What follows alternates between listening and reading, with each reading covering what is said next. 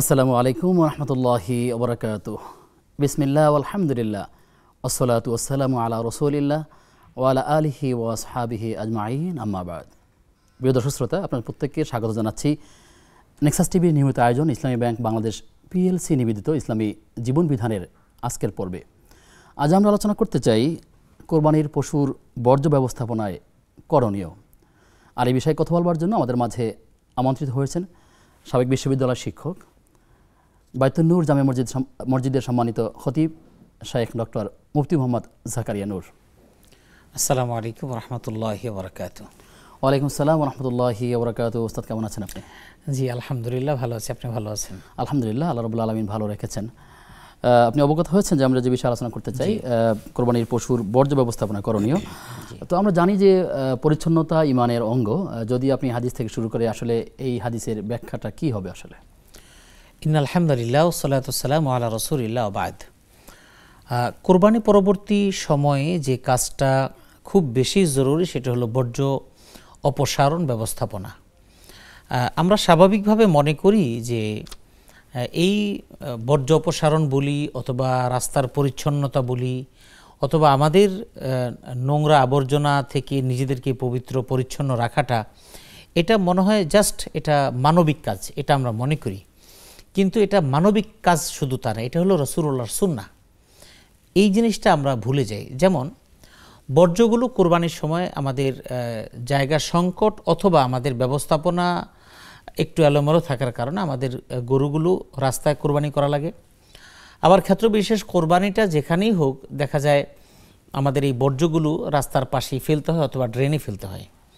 তো এখন এই বর্জ্যগুলো রেখে দেওয়ার পরে এটা এভাবে থেকে গেলে এটা মানুষের জন্য ক্ষতিকর হয়। এই ব্যাপারে সিটি কর্পোরেশন থেকে তারা বর্জ্য দ্রুত তুলে নিয়ে যায় এবং অলরেডি ঈদের দিন সাধারণত এটা চেষ্টা করা হয় যে যাতে করে মোটামুটি ক্লিয়ার হয়ে যাওয়ার জন্য। কিন্তু পরের দিনও কিছু কোরবানি হয় যে কারণে কিছু এলোমেলো থেকে যায়। এ ব্যাপারে রাসূলুল্লাহর যে সুন্নাহ বা রাসূলুল্লাহর যে আদর্শ সেটা হলো যে আল্লাহ রাসূল সাল্লাল্লাহু আলাইহি ওয়াসাল্লাম সাহাবায়ে কেরামকে সতর্ক করেছেন যে তোমরা দুটি অভিশপ্ত কাজ থেকে তোমরা সবসময় বিরত থাকবে এবং এটা থেকে তোমরা ভয় করবে।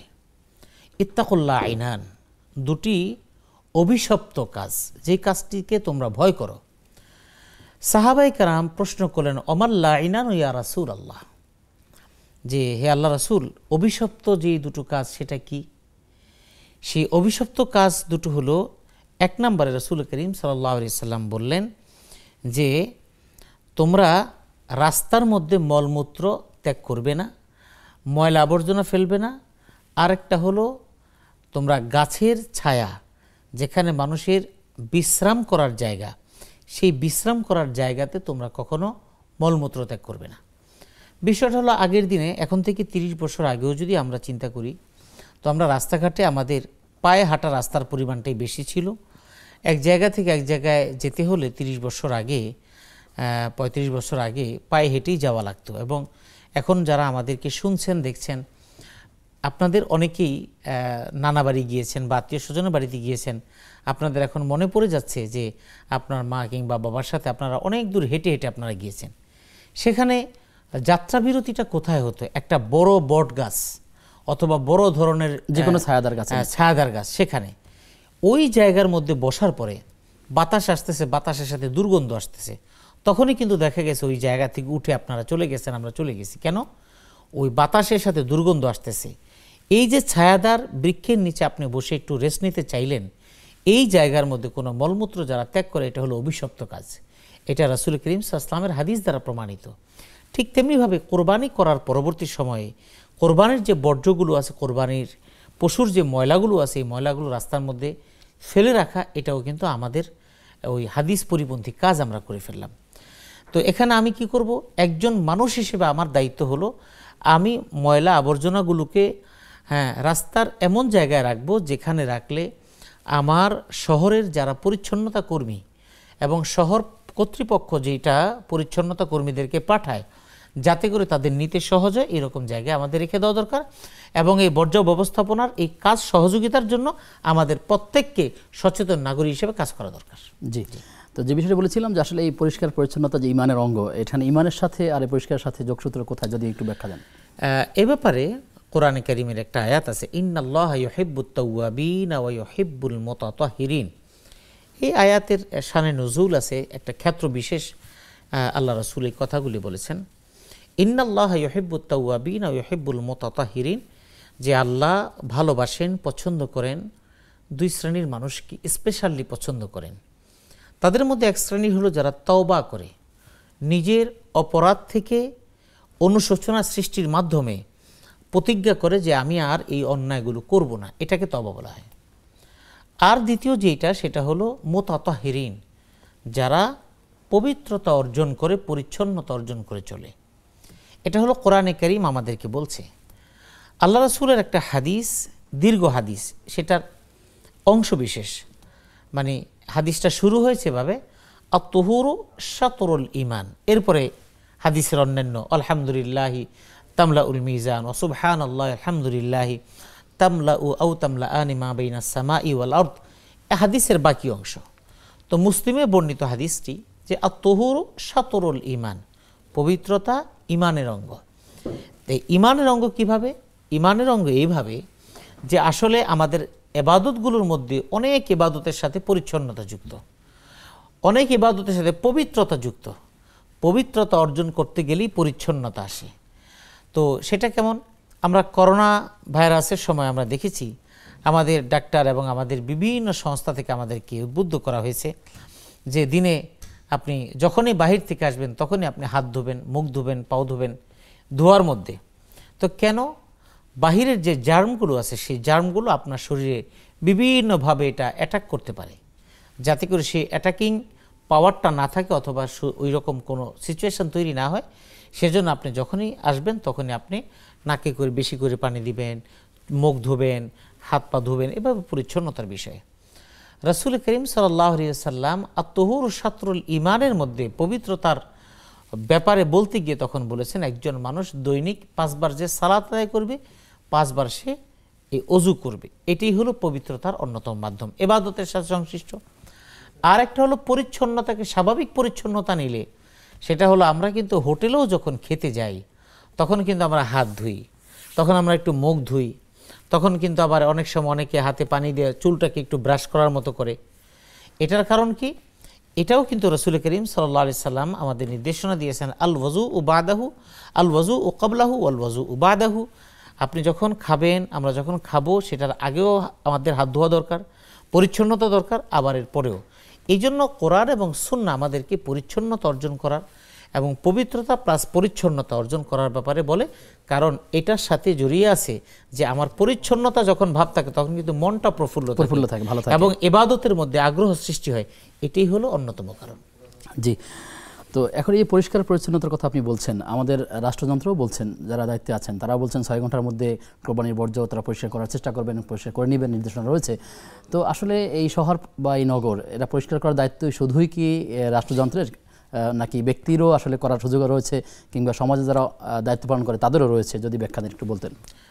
এখানে একটা বিষয়, সেটা হলো যে আসলে আমরা মনে করি যে সিটি কর্পোরেশন বা রাষ্ট্রযন্ত্র আমাদের থেকে ট্যাক্স নেয়, আমাদের বিভিন্ন বিষয় নেয়, তারা পরিষ্কার করবে। হ্যাঁ, অবশ্যই এই দাবিটা একেবারেই যৌক্তিক, বৃহৎ অংশ তারাই করবে, হ্যাঁ এটা করবে। তবে বিষয়টা হলো কোরবানির সংক্রান্ত সময় যখন নাকি বর্জ্যের প্রশ্ন আসে, এখানে একটা বিষয় খেয়াল করতে হবে, আমাদের যে জনবল, লোকবল যা আছে এবং যেটা দিয়ে নিয়মিত পরিচ্ছন্নতা কাজ চালানো হয় সেটার একটা কিন্তু স্বাভাবিক প্রক্রিয়া আছে। যখন নাকি এই একই দিনে, বিশেষ করে একই দিনে কয়েক লক্ষ গরু, ছাগল, ভেড়া, মহিষ যা হোক এই শহরের মধ্যে হবে, গ্রামে হবে, বিভিন্ন শহরের কথাই বলছি। তো এই লক্ষাধিক, কয়েক লক্ষ প্রাণীর বর্জ্যগুলো আসলে পরিচ্ছন্ন করতেও কিন্তু সময় লাগে। এরপরে ড্রেনে যখন ময়লাগুলি ফেলা হয় তখন ড্রেনেজ সিস্টেমটাও কিন্তু ব্লকড হয়ে যেতে পারে। তো এই জন্য নাগরিক হিসেবে কিন্তু শহর, নগর, বন্দর যেটাই হোক, নাগরিকদের দায়িত্ব কিন্তু সবচেয়ে বেশি। আমরা বিদেশ সফর করে যখন আমরা আসি, অথবা আমাদের যে সমস্ত ভাইয়েরা বিদেশে অবস্থান করছেন, প্রবাসী ভাইয়েরা, তারা সেখান থেকে এসে যখন গল্প করেন যে সেখানে রাস্তায় একটা ময়লা ফেলতে দেওয়া হয় না। এখন প্রশ্ন হলো, ময়লাটা ফেলে কি সরকার ফেলে? অথবা রাষ্ট্রের কোনো প্রশাসন ফেলে, যারা সেখানে নাগরিক তারাই তো ফেলেন, সেখানকার যারা নাগরিক যারা রাস্তায় চলে তারাই কিন্তু সেই কাজটা করে। তো ওই দেশের আইনের প্রতি শ্রদ্ধাশীল এবং মানুষের মানসিকতাই হলো এইরকমভাবে করে দেওয়া হয়েছে, তারা পরিচ্ছন্নতার সাথে সম্পৃক্ত। আমরা এটা সবাই জানি, বিশ্বকাপ খেলার সময় যখন জার্মান বিশ্বকাপ দল যেই জায়গায় তাদেরকে থাকতে দেওয়া হয়েছে, অর্থাৎ মাঠের যেই তাদের যেই ড্রেসিং রুম বা যেখানে তারা থাকে, জাপানের কথা বলছেন? জাপান, হ্যাঁ জাপান বা জার্মান, হয়তো জাপান হয়তো বা, তো তারা সেখানে বসেছে, সেখান থেকে যাওয়ার সময় তাদের ক্যান, তাদের ময়লা আবর্জনা সব নিজেরাই গুছিয়ে রেখে গেছে। এটাই হলো নবীজির সুন্নাহ। যেমন অনেক আমরা অফিসের বাথরুমে যাওয়ার পরে আমরা লেখা দেখি যে আপনি বাথরুমকে এমনভাবে ব্যবহার করুন যাতে করে পরবর্তী যিনি আসবেন তিনি যাতে বিব্রত বোধ না করেন। এটাই কিন্তু পরিচ্ছন্নতার অংশ। কিন্তু দুর্ভাগ্যজনক হলেও যে আমরা এই যে ব্যবহার করার ক্ষেত্রে কিন্তু আমরা সচেতনতার আমরা ধারে কাছেও যাই না। আমি মনে করি আমার প্রয়োজন শেষ, কিন্তু এরপরে যে আরও কোনো ব্যক্তির প্রয়োজন হতে পারে এবং তারও যে এটা ব্যবহার উপযোগী থাকা দরকার, এটা এই জন্য নাগরিকের দায়িত্ব হলো যার যার বাড়ির আঙিনা, যেমন আমার যে বাড়ি আমরা যারা থাকি, আমরা সকলে মিলে সিদ্ধান্ত নিলাম যে আমাদের বাড়ি, আমাদের ফ্লোরটা আমরা ক্লিন, নিজেরাই পরিষ্কার করব। ক্লিন এটা তো স্বাভাবিক, প্রত্যেকের বাড়িটা পরিষ্কার করে, কিন্তু যখন নিজের বাসাটা ক্লিন করব, মেন গেটটা খুলে আমার বাসার সামনের যে রাস্তাটা, সেই রাস্তাটা আমি তো ক্লিন করে দিতে পারি। কি আর একটু পানি মারতে হয়, একটু আমাদের যে দারোয়ান দিতে হয়, অথবা আমাদের যারা কর্মীরা আছে তাদেরকে দিয়ে একটু পরিষ্কার করে একটু ব্লিচিং পাউডার মেরে দিলাম। কত টাকার? পুরা বাড়িতে যদি আমি কথার কথা 50 টাকার ব্লিচিং পাউডার দিই, 200 টাকার ব্লিচিং পাউডার দিই, আমার বাড়ির গেট থেকে বাইরে রাস্তার কিছু অংশ দিলে 10 টাকার 20 টাকার ব্লিচিং পাউডার যাবে, কিন্তু এর দ্বারা পরিচ্ছন্ন হয়ে গেল। প্রত্যেক বাড়ির সদস্যরা এবং প্রত্যেক বাড়িওয়ালা এবং বাড়িতে যারা বসবাস করে তারা প্রত্যেকেই যদি চিন্তা করে যে আমার বাসার সামনের রাস্তার অংশটা আমি পরিচ্ছন্ন করে দিব, তাহলে তো এই কাজগুলি আমরাই করে দিলাম। আমাদের শহর আমরা পরিষ্কার রাখলাম, আমাদের নগর আমরা পরিচ্ছন্ন রাখলাম, আর আমার বাড়ির সামনে ময়লা থাকবে, এটা আমারই বা কেমন লাগবে? এই জন্য নাগরিকেরও কিছু দায় দায়িত্ব আছে। তাহলে শুধুই রাষ্ট্রযন্ত্রের উপর নির্ভর করে নয়, আমাদের ব্যক্তি, পরিবার এবং সমাজের প্রত্যেকের দায়িত্ব রয়েছে আসলে এই শহরকে পরিচ্ছন্ন করবার। আপনার কাছে আবারও আসবো ছোট্ট একটা বিরতির পর। প্রিয় দর্শক, আপনারা দেখছেন ইসলামী জীবন বিধান। সময় হয়েছে একটা বিরতির, ফিরছি কিছুক্ষণ পর, সঙ্গে থাকুন।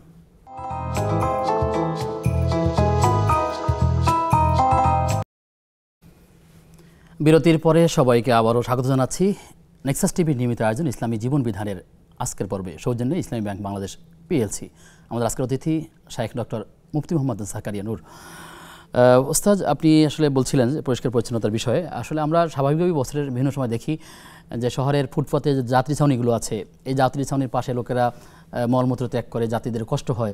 কিন্তু আসলে এটা যেটা গুনাহের কাজ, এটা মানুষ ভাবছে না। সে হয়তো 33 বার সুবহানাল্লাহ বলবে, আলহামদুলিল্লাহ বলবে, অথবা ঠিক এরকম অনেক ভালো কাজ করাকে খুব সওয়াবের কাজ, এগুলো অবশ্যই করবেন। কিন্তু মানুষ তারা কষ্ট পাচ্ছে, পথে প্রান্তরে প্রস্রাব করছে, কিন্তু এতে গুনাহ হচ্ছে, তিনি আমলই নিচ্ছেন না। এটা কী কতটুকুন গুনাহ, এবং এর পথে ঘাটে আসলে এরকম যদি স্বাভাবিকভাবে পাবলিক টয়লেটের ব্যবস্থা না থাকে, জনগণের কষ্ট হয়, সেক্ষেত্রে আপনি কী বলবেন? জি, আমি শুরুতে যে একটা হাদিসের কথা বলেছি, সেখানে গাছের ছায়া, ওখানে ময়লা আবর্জনা ফেলতে নিষেধ করা হয়েছে। তো সেই কালের গাছের ছায়া বর্তমানে যাত্রী ছাউনিতে রূপান্তরিত হয়েছে আধুনিকতার ছোঁয়া লেগে। যাত্রী ছাউনিগুলো অরক্ষিত, এখানে ভবঘুরে যেই সমস্ত মানুষগুলো আছে তারা সেখানে শুয়ে থাকে এবং তাদের কোনো নির্ধারিত কোনো জায়গা নেই, এবং আমাদের ব্যবস্থাপনার তার সেটা নেই যে এখানে কিছু টয়লেট এরকম থাকা দরকার। যদিও ইদানিং কিছু কিছু টয়লেট হয়েছে, পাবলিক টয়লেট হয়েছে, যেখানে সামান্য কিছু টাকার বিনিময়ে সেখানে তার প্রয়োজন সারা যায়। আর এটার ব্যাপারে অনেকে চিন্তা যদি করেন যে টাকা কেন না, টাকা না নিলে ব্যবস্থাপনা কী করবে, তখন দেখা যাবে যে একদিনের পর আর ওইটা ব্যবহার করা যাবে না। তো এই যাত্রী ছাউনিগুলো পরিচ্ছন্নতা রাখার দায়িত্ব কিন্তু আমাদের। কারণ হলো এখানে সরকারি প্রশাসনের লোকজন সারাক্ষণ এই যাত্রী ছাউনি পাহারা দেওয়ার জন্য তো আলাদা লোক থাকবে না। আমার শহর কিংবা আমার ঘর কিংবা আমার আশেপাশে পরিচ্ছন্ন আমাকেই রাখতে হবে। এটা হলো রুচির পরিচায়ক। আমি যেখানে যাব সেই জায়গাটা যদি নোংরা করে আসি, তাহলে বোঝা যাবে লোকটা আসলে রুচিশীল না, লোকটা আসলে নোংরা। কিন্তু যখন আপনি যেই জায়গায় যাবেন সেই জায়গাটা যদি পরিচ্ছন্ন থাকে, প্রত্যেকটা মানুষের মধ্যে এই জনসচেতনতা দরকার। এই জনসচেতনতা যখন থাকবে তখন আমাদের এই যাত্রী ছাউনি বলেন, আমাদের চলার পথ বলেন, এগুলি সব সুন্দর হবে।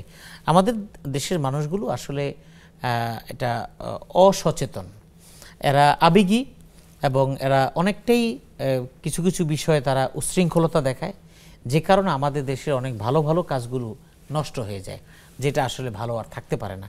যাত্রী ছাউনি তার মধ্যে অন্যতম একটা। জি, খুব কাছাকাছি মিল থেকে বলা যেতে পারে পরিষ্কার পরিচ্ছন্নতার বিষয়ে। আমরা যখন বাসা পরিবর্তন করি অনেক ক্ষেত্রে, তখন যিনি বাসা পরিবর্তন করে যাচ্ছেন তিনি এই বাসাটাকে এত নোংরা করে যাচ্ছেন, তিনি এটাকে মনে করছেন না যেটা কোনো সওয়াবের কাজ হবে বা হতে পারে। তিনি হয়তো দান করেন বা অন্য ভালো কাজও করেন, কিন্তু তারও যে দায়িত্ব রয়েছে যে বাসাটা তিনি থাকলেন দীর্ঘ সময়, এটা পরিষ্কার পরিচ্ছন্নতা করা দরকার, তিনি না করেই তিনি অন্য বাসায় চলে যাচ্ছেন। তো আমাদের ভিডিও হয়তো অনেকে দেখবেন শুনবেন, যদি আপনি এটা আহ্বান রাখেন, আসলে এটিও গুনাহের কাজ হতে পারে।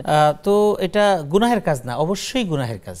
কারণ আমি এটার ব্যাপারে আমার যতটুকু অভিজ্ঞতা এবং দেখা, যে এমনও অনেক ব্যক্তিরা আছেন যারা দীর্ঘ সময় ভাড়া থেকেছেন, বাসাটাকে গোয়াল ঘর বানিয়ে রেখেছেন, কিংবা গোয়াল ঘরের চাইতেও যদি আরও বেশি বাজে কোনো শব্দ থাকে সেটাও এখানে অনেকের ক্ষেত্রে প্রযোজ্য, এখানে অনেকের ক্ষেত্রে প্রযোজ্য।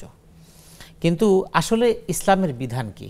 ইসলামের বিধান হলো, আপনি যদি আমার কাছ থেকে কোনো একটা জিনিস ব্যবহার করার জন্য কিংবা আপোষে নিলেন অথবা ভাড়ায় নিলেন, যেভাবে নিলেন, এটার মধ্যে কোনো রকম ক্ষতি সাধন করতে পারবেন না যতক্ষণ পর্যন্ত আপনি আমার থেকে মালটা কিনে না নিচ্ছেন। যখন আপনি আমার থেকে ভাড়ায় নিচ্ছেন, আমার এই ব্যবহার করার জন্য আমার নির্ধারিত একটা ভাড়া দিবেন, ততক্ষণ পর্যন্ত আমার এই সামগ্রীতে আপনি কোনো রকমের রদবদল, কোনো রকমের পরিবর্তন করতে পারবেন না, এবং কোনো পরিবর্তন হয়ে গেলে আপনাকে ক্ষতিপূরণ দিতে হবে। তো বাসা যেই যারা ভাড়া নেন, এটা তো হলো বাসার মালিকের কাছ থেকে তারা খণ্ডকালীন সময়ের জন্য, কয়েক বছরের জন্য, কয়েক মাসের জন্য ভাড়া নিচ্ছেন। তো যেভাবে তিনি ভাড়াটা নিচ্ছেন, বাসাটা নিচ্ছেন, তিনি যখন চলে যাবেন তখন তার বাসাটা সেই রকমভাবে করে দেওয়াটা তার দায়িত্ব। এখন আপনি 2 বছর পর আপনি চলে যাচ্ছেন, চলে যাওয়ার পরে স্বাভাবিক কারণেই যিনি ভাড়াটি আসবেন তার কিন্তু এই বাসায় উঠবে না, তার কিন্তু সুন্দর বাসা লাগবে।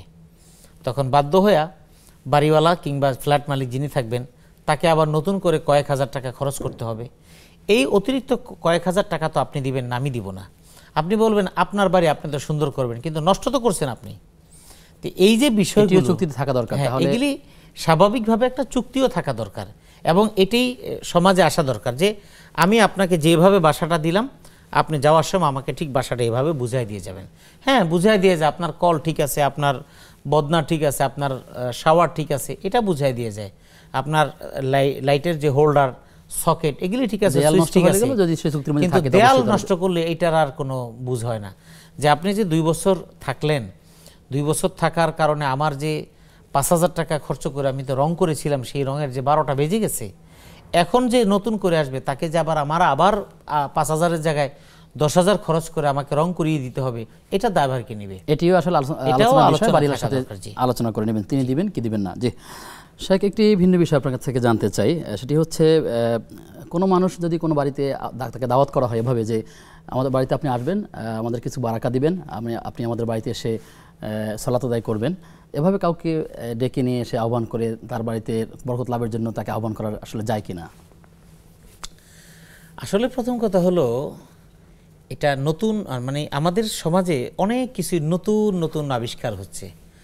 এটা সংস্কৃতি জগতে আছে, ইসলামিক জগতে আছে, এই সবগুলোই অতিরঞ্জিত বাড়াবাড়ি। যেমন ইসলামিক জগতে এই যে কথাগুলো বললেন যে বারাকা, এই শব্দগুলি কোন ব্যক্তি থেকে নেওয়া আসতেছে। এক সময় বিভিন্ন পীর বুজুর্গ বা পীর মাশায়েখ যাদেরকে বলি, তাদের মাধ্যমে আমরা বরকত হাসিল করার চেষ্টা করতাম। এটাকে আমরা শিরক বলেছি, এটাকে আমরা বিদআত বলেছি, এবং এটাকে ইসলাম পরিপন্থী কাজ বলেছি। কিন্তু সেই পীর সাহেবদের সেই বরকতই কিন্তু আমি এখন শায়েখের কাছ থেকে নিচ্ছি। আচ্ছা, তাইলে ঘুরিয়ে ফিরিয়ে এখন পীর থেকে ভার্সন চেঞ্জ হয়ে এখন শায়েখ ভার্সন এসছি। মাকসাদ কিন্তু একটাই, পীর সাহেব আসলে আমি পাগল হয়ে যেতাম। আমি তাকে উট খাওয়াবো না দুম্বা খাওয়াবো, মুরগি খাওয়াবো না মোরগ খাওয়াবো, হাঁস খাওয়াবো না কি খাওয়াবো। এখন আমার শায়েখ আসলে আমি ঠিক পাগল হয়ে যাচ্ছি। মূল মানদণ্ডটাকে, মানদণ্ড হলো আমার শায়েখ আমার সব কিছু, আমার শায়েখের মাধ্যমে আমি অনেক কিছু পাচ্ছি। আর আগের সময় মনে করতেন আমাদের পীরের মাধ্যমে অনেক কিছু পাচ্ছি, কোনো রকমের পার্থক্য নেই। এখন বিষয়টা হলো বরকতের, যে আপনি একটু বরকত দিয়ে যাবেন। এই কথাটা আপনি আসলে বাড়িটা ধন্য হবে, আপনি আসলে আমি ধন্য হব, আপনার পদ মোবারককে আমি আপনার পায়ের ধুলিতে আমার বাড়িটা ধন্য হয়ে যাবে। এই শব্দগুলি অনেকে আবেগ থেকে বলে, অনেকে বিশ্বাস করে বলে, আবার অনেকে হয়তো হাস্যরস করে বলে। আমি তিনটাকে সামনে রাখলাম। যদি কেউ আবেগে এবং কেউ বিশ্বাস নিয়ে বলে, তা নিঃসন্দেহে এটা তো আসলে শিরকি পর্যায়ে চলে যায় অথবা কুফরি পর্যায়ে চলে যায়। এগুলি না হলেও তো সম্পূর্ণ বেদাতের পর্যায়ে চলে যায়। কারণ কি, কোনো ব্যক্তি তো আমাকে বরকত দিতে পারে না, বরকত দেওয়ার একমাত্র মালিক আল্লাহ। সুতরাং এটা আমাদের করাটা কোনোভাবেই উচিত হবে না। জি, আমরা আসবো আপনার কাছে আবারও বিরতির পরে। তারা প্রিয় দর্শক, আপনারা দেখছেন ইসলামী জীবন বিধান। সময় হয়েছে আবার একটা বিরতির, ফিরছি কিছুক্ষণ পর, সঙ্গে থাকুন।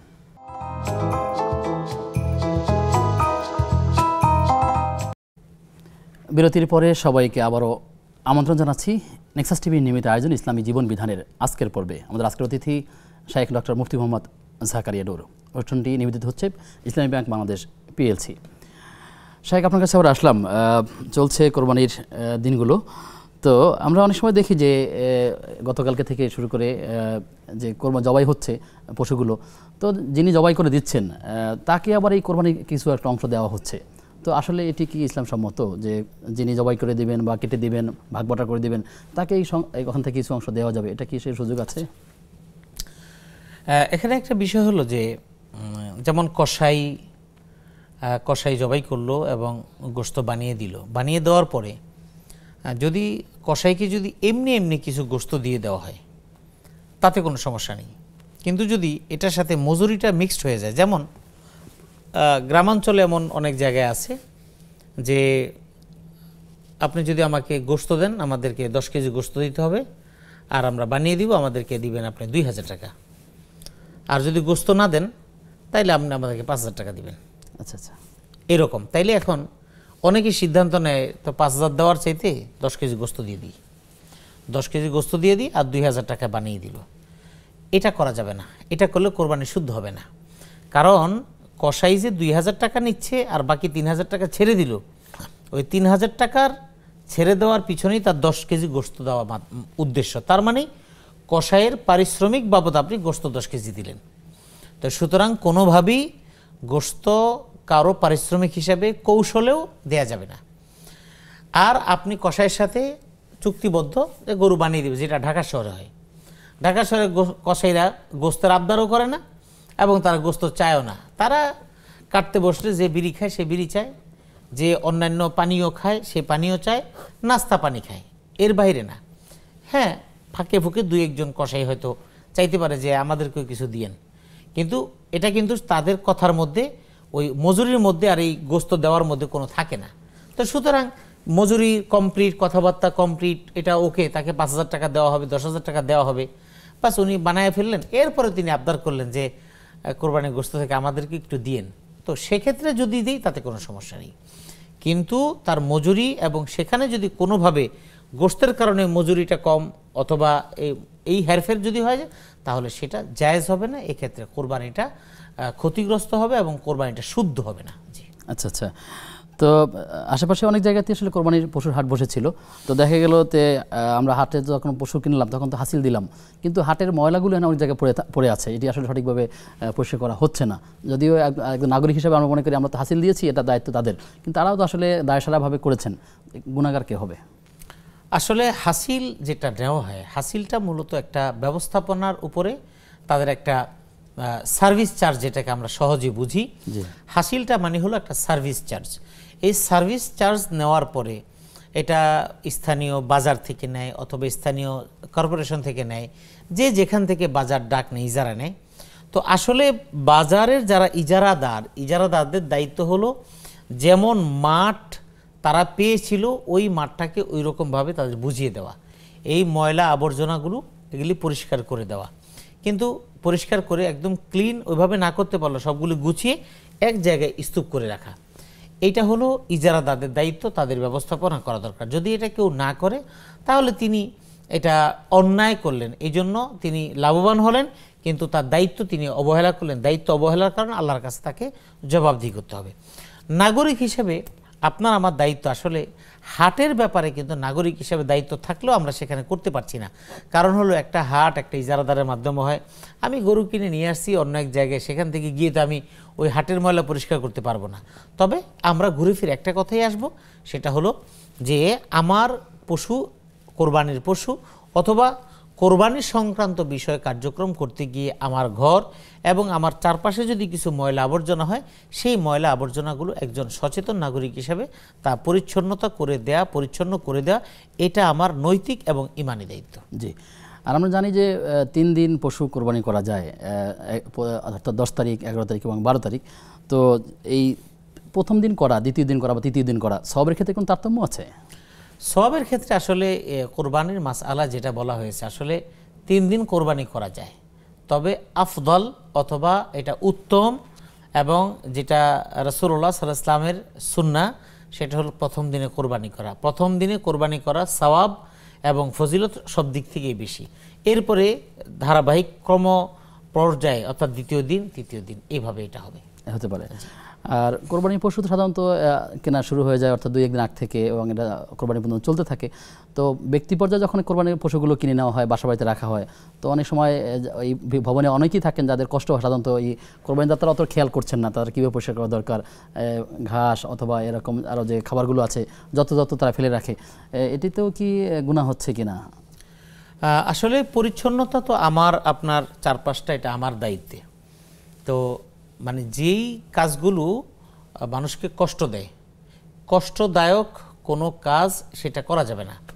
এবং রসুলের বেশ কিছু হাদিস আছে, যে হাদিসের মধ্যে আল্লাহ রসুল বলেছেন যে ইমানের অনেকগুলো শাখা আছে, 77টির বেশি শাখা আছে। তো তার মধ্যে সর্বোচ্চ শাখা আর সর্বনিম্ন শাখা, সেক্ষেত্রে বলা হয়েছে ইমাতাতুল আদা আনিত তারিক, রাস্তা থেকে কষ্টদায়ক বস্তু সরিয়ে দেওয়া। এখন রাস্তা থেকে কষ্টদায়ক বস্তু কি? ট্রাক উল্টে আছে, সেটা সরিয়ে দেওয়া, এটা যেমন কষ্টদায়ক, ঠিক তেমনিভাবে রাস্তার মধ্যে কাঁচ ভেঙে আছে, এটা সরিয়ে দেওয়াও ওই রকম পর্যায়ের। আবার ঠিকই রাস্তার মধ্যে কিছু ময়লা আবর্জনা পড়ে আছে, যেটা কারণে মানুষ নাক চেপেও যেতে পারছে না, এটা সরিয়ে দেওয়াও সেই ইমানের যে অঙ্গ শাখা আছে, 77টি বা তারও বেশি শাখা আছে, সেই শাখার নিম্নতম পর্যায়ের একটা অবস্থা হলো ইমাতাতুল আদা আনিত তারিক, অর্থাৎ রাস্তা থেকে কষ্টদায়ক বস্তু সরিয়ে দেওয়া।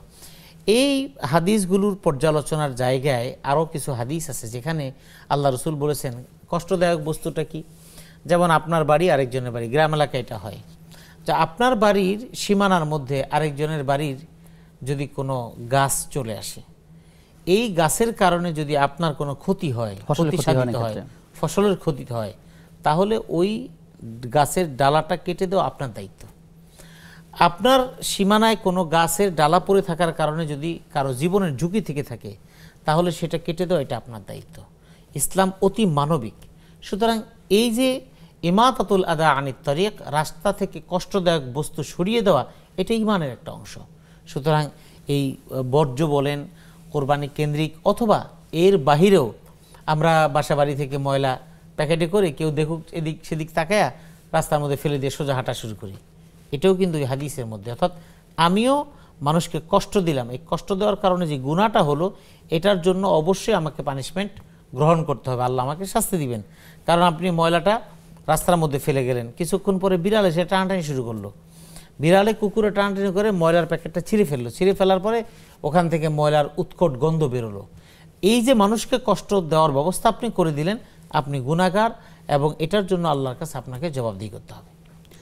শহরের বা বাড়ির ময়লা পরিষ্কার করবার জন্য নির্দিষ্ট লোক আছে সিটি কর্পোরেশনের, এখানে একটা চার্জও আছে, এই চার্জ দিলে পরে তারা এটাকে পরিচ্ছন্ন করে। আপনি যেমনটাই বললেন যে আসলে একবারের ময়লা আরেকবার সামনে নিয়ে রাখা হয়, অনেক মানুষই সামান্য অল্প কয়েকটা টাকার জন্য নিজের বাড়ির ময়লাটা কোথায় রাস্তায় ফেলে দেয়, কখনো ড্রেনের মধ্যে ফেলে দেয়।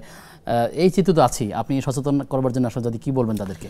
যেমন ঢাকা শহরের বাসাগুলোর 2টা ক্রাইটেরিয়া, 3টা ক্রাইটেরিয়া। একটা ক্রাইটেরিয়া হলো অ্যাপার্টমেন্ট, এটা সুরক্ষিত, এখানে সব কিছু একটা সিস্টেমে চলে, সেখানে ময়লা নেওয়ার গাড়ি আসে এবং তাদের সাথে একটা মান্থলি চুক্তি থাকে, সার্ভিস চার্জের মধ্যে এটা সবার থেকে নিয়ে নেওয়া হয়, এটা একটা। জি।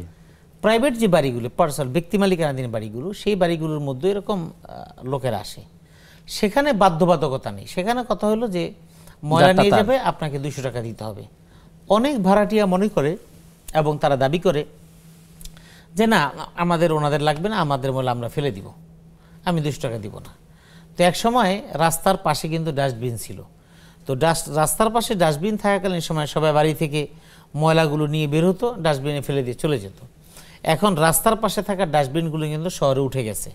এখন নির্ধারিত একটা জায়গা, বিশেষ করে ফ্লাইওভারের নিচে বড় জায়গা করে, যেখানে ময়লার গাড়িগুলি সহ স্তূপ করে রাখা হয় এবং সেখান থেকে ময়লাগুলো নিয়ে পরিচ্ছন্ন করে দেওয়া হয়। তো এইরকম পরিস্থিতিতে যত্রতত্র ময়লা ফেলার কোনো সুযোগ সিটি কর্পোরেশন থেকে দেওয়া হয়নি। তারপরে আমাদের কিছু ভাইয়েরা আছেন বা বোনেরা আছেন যারা বলেন যে আমাদের ময়লা আমরা ফেলবো, এই কথা বলে তারা ময়লা যারা নেয় তাদেরকে দেয় না 200 টাকা 500 টাকা সেভ করার জন্য। কিন্তু এই ময়লাগুলি কোথায় যায়? এই ময়লাগুলো 2টা পদ্ধতি অবলম্বন করা হয়। কখনো কখনো আমার ঘরের ময়লা আরেকজনের ঘরের দরজার সামনে রেখে দিয়ে আসি, অর্থাৎ ময়লাওয়ালা এসে তার ঘরের ময়লা মনে করে সে নিয়ে যাবে। আমি কত বুদ্ধিমান, আমি কত চালাক যে আমি টাকা দিই না, কিন্তু তারপর আমি আমার ময়লাটাকে ওই ব্যক্তির ময়লার পাশে রেখে আমি আমার ময়লাগুলো দিয়ে দিচ্ছি। এটি তো প্রতারণা। এটা প্রতারণা। অর্থাৎ প্রতারণা বলতে অর্থাৎ আমার কাজটা আমি আরেকজনকে করায় ফেললাম, কিন্তু আমি তাকে টাকা দিলাম না, আমি তার প্রতি তার হক নষ্ট করলাম। সে আমারটা নেওয়ার কারণে সে এভারেজ হয়তো 100 টাকা পেত, মাসে 200 টাকা পেত, কিন্তু আমি চালাকি করে আমার কাছ থেকে প্রাপ্য তাকে বঞ্চিত করলাম। এই জন্য আমি প্রতারণা করলাম আর সেই সাথে তার হক নষ্ট করলাম। এটা একটা। আরেকটা হলো যে বাসা থেকে কেউ বের হয়ে ময়লার ব্যাগ নিয়ে হাঁটতেছে, যখন দেখে লোকজন আস্তের উপর রেখে হাঁটা শুরু করে, এই যে রাস্তার মাঝখানে ফেলে রেখে চলে গেল, রাস্তার মানুষকে কষ্ট দেওয়া হলো। ওই ইত্তাকুল্লাহ আইনান, অভিশপ্ত যে কাজের কথা বলা হয়েছে, এটা হলো ওই অভিশপ্ত কাজের একটা। সুতরাং আমি যখন এই কাজটা করব তখন অভিশপ্ত কাজ আমি করলাম, গুনাহ হবে, এবং এটার জন্য যতগুলি মানুষকে কষ্ট দিয়েছি, এই কষ্ট দেওয়ার কারণে আল্লাহর কাছে আমাকে জবাবদিহি করতে হবে। আবার অনেকে ঘরবাড়ি থেকেও ময়লা ফেলে দেয়, হয়তো ছোট ময়লা অথবা শুকনো ময়লা, আলোচনায় এগুলি আসলে আমাদের পরিহার করা উচিত। জি, বিরতির পর ইনশাআল্লাহ। প্রিয় দর্শক, আপনারা দেখছেন ইসলামী ব্যাংক বাংলাদেশ পিএলসি নিবেদিত ইসলামী জীবন বিধান। সময় হচ্ছে একটা বিরতির, ফিরছি কিছুক্ষণ পর, সঙ্গেই থাকুন।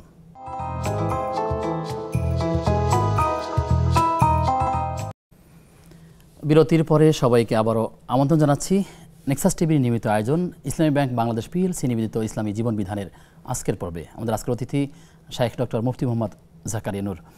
অর্থাৎ আপনার কাছে আমরা আবারও আসছি। আপনি চমৎকার করে বলছিলেন পরিষ্কার পরিচ্ছন্নতা, অন্যান্য বিষয়গুলো যাতে করে মানুষকে কষ্ট দেওয়া না হয়।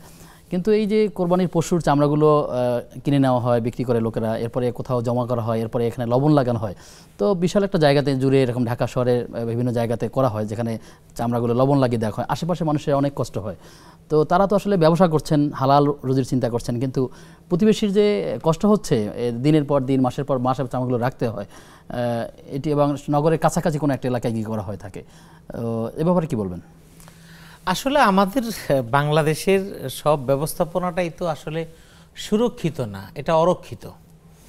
বিশ্বের বহু দেশ, বিশ্বের বিভিন্ন দেশে কিন্তু সমস্ত মিল, ফ্যাক্টরি সবই আছে, সেখানেও বর্জ্য আছে, সেখানেও চামড়া প্রসেসিং করার মতো যন্ত্র আছে, কিন্তু সেখানে ডিজিটাল বেশি, আমাদের এখানে ম্যানুয়াল বেশি। এটা ঠিক আছে, তবে ম্যানুয়াল হলো আমাদের বোধ শক্তিটা অনেক কম, যে কারণে আমাদের দ্বারা এই কাজ হয়। যেমন চামড়া প্রসেসিং যে প্রক্রিয়াটা, সেই প্রক্রিয়ার সাথে কিন্তু অনেক ধরনের দাহ্য পদার্থর সম্পৃক্ততা আছে, এবং এই প্রক্রিয়ার মধ্যে কিন্তু অনেক রোগ জীবাণু ছড়িয়ে যাওয়ার আশঙ্কা আছে একটা ময়লা, একটা আবর্জনার মধ্যে। কিন্তু এটা সুরক্ষিত না, এটা অরক্ষিত। কিভাবে? যখন যে এলাকায় এই ট্যানারিগুলো রাখা হয় বা এই চামড়া প্রক্রিয়াকরণ করা হয়, সেখানের এই মেডিসিনগুলো প্রক্রিয়া করা হয়, কিন্তু এটার আশেপাশে মানুষজনকে সুরক্ষিত করার কোনো ব্যবস্থা নেই। যেমন ধরুন, আমরা এটার বাহিরেও যদি যাই, যেমন আমরা জানি আমাদের একটা নদী আছে, ঢাকার সাথে একটা সুন্দর একটা নদী, এই নদীর অনেক ঐতিহ্য আছে, বুড়িগঙ্গা।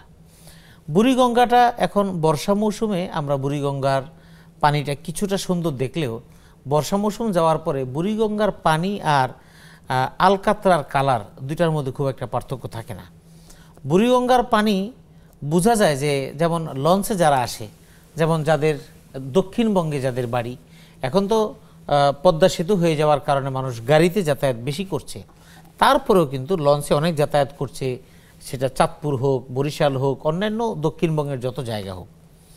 সারা রাস্তা নদীতে আসার পরে যখন নাকি উৎকট গন্ধ একটা নাকের মধ্যে লাগে পানির, তখনই মানুষ জিজ্ঞেস করে কি আমরা কি ঢাকার কাছাকাছি চলে আসছি? তো কিভাবে বুঝলা ভাই? বলে যে আসলে যেই পরিমাণ পানির গন্ধ, এটা বুড়িগঙ্গার পানি ছাড়া অন্য কোনো পানিতে এটা নাই। এবং সেই সাথে পাশাপাশি আমাদের শীতলক্ষা নদী আছে, সেই শীতলক্ষার পানিও এখন দূষিত হয়ে যাচ্ছে। এখানে মাছের প্রজনন শেষ হয়ে যাচ্ছে, এখানে কোনো মাছ বাঁচে না, আর মাছ আসে না। এখন আপনি আশেপাশে মানুষের জীবন তো ধ্বংস করছেন, অর্থাৎ প্রাকৃতিক সৌন্দর্য নষ্ট করছেন, প্রকৃতির ভারসাম্য রক্ষা হয় এমন বিষয় নষ্ট করছেন। কিভাবে? ওই ট্যানারির বর্জ্য, ওই মিল ফ্যাক্টরির বর্জ্য এবং বিভিন্ন টেক্সটাইল মিলের রং মেশানো পানিগুলো, সব ক্যানেলগুলো আপনি বুড়িগঙ্গা দিয়ে দিচ্ছেন। আবার যেখানে রূপগঞ্জ সহ নারায়ণগঞ্জের বিভিন্ন জায়গায় যত মিল ফ্যাক্টরি আছে, সেগুলো সব ক্যানেল আপনি শীতলক্ষার দিকে দিয়ে দিচ্ছেন। আবার মেঘনার পারে যত সিমেন্ট কারখানাগুলো আছে, সেই সিমেন্ট কারখানাগুলো নদী দখল করে কিছু অংশ ভরাট করে নিজের পেটের মধ্যে নিয়ে যাচ্ছে এবং সেখানে সিমেন্ট কারখানাগুলো তৈরি হচ্ছে।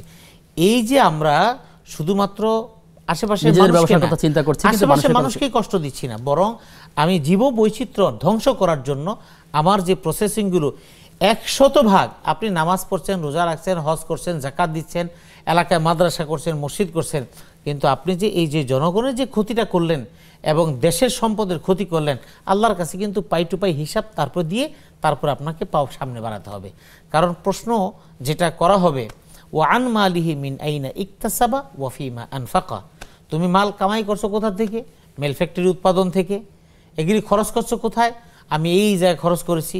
এই উৎপাদন এবং খরচ এর মাঝে এগুলি প্রক্রিয়া দিনের মধ্যে তোমার দ্বারা কে উপকৃত হয়েছে কিনা, কে ক্ষতিগ্রস্ত হয়েছে, এগুলো তো আল্লাহর কাছে আছে, সে অনুযায়ী যার যার প্রাপ্য পেয়ে যাবে। এই জন্য এই বিষয়গুলো আমরা বলি, কিন্তু কেউ মানে না।